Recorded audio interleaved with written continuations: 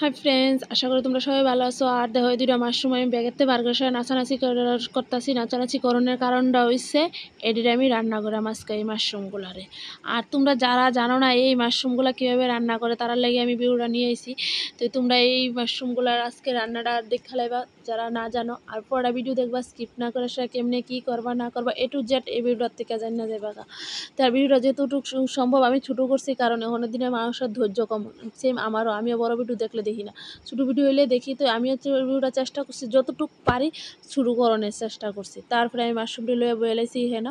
এই যে দেখো মাশরুমটি কত সুন্দর কাটতে আসি। আর এটি সেম কাটবা তোমরা পনিরের মতো, পনির যেভাবে কাটে সেমভাবে কাটবা।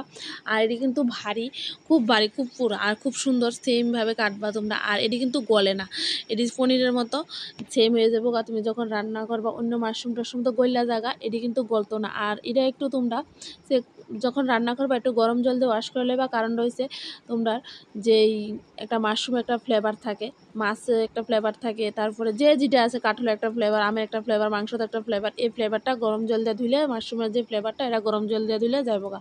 আর ছাতিটা যে আমি উপরে এই যে রয়েছে পুরাটা ছাতির মতো এই মাশরুমগুলা, তো নিচটা এই যে ডান্ডাটা তোমরা ছুলে লইলে ভালো। আর উপরটা না চুলাইলেও চলে, আমি না চুলাই করছি।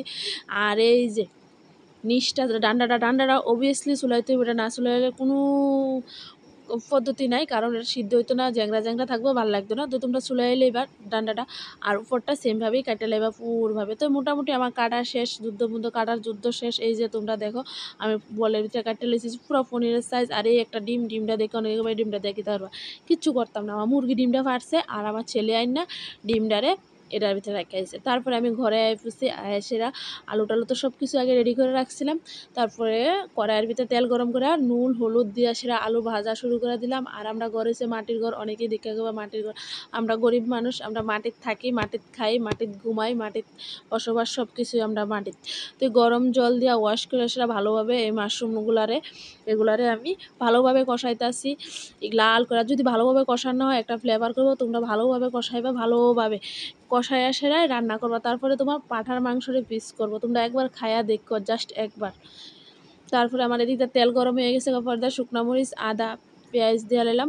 তারপরে দিয়ে আমি ব্লেন্ডারে সব কিছু, এই যেদিকে একটা থালাতে ব্লেন্ডারে সব কিছু আমি ব্লেন্ডার করে রাখা দিছি, যা যা মশলা লাগে আদা পেঁয়াজ রসুন হইতে সব কিছু আমি ব্লেন্ডার করে। তারপরে দিয়ে এদিকে মশলা কষাইতে আসি, জিরা ধনিয়া সব দিছি দিয়ে আসা। তারপরে এই যে লাল করে ভাজি করে রাখছি মাশরুম আর আলুগুলা, এগুলার একটু মিশামু।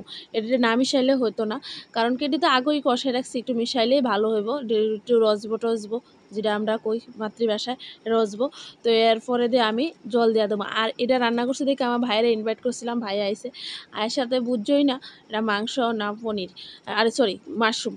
হ্যাঁ প্রথম ভাবছে শুয়োরের মাংস রান্না করছিলাম, হ্যাঁ ভাবছে শুয়োরের মাংস। পরে যখন তারা মাংস দিছি তখন করতেছে, আরে আমি তো ভাবছি এটা না মাংস।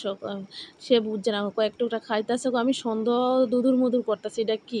আর তোমরা দেখো এটার কালারটা কত সুন্দর আছে। এই যে তোমরা একবার রান্না করে খাই দেখো, সেই স্বাদ।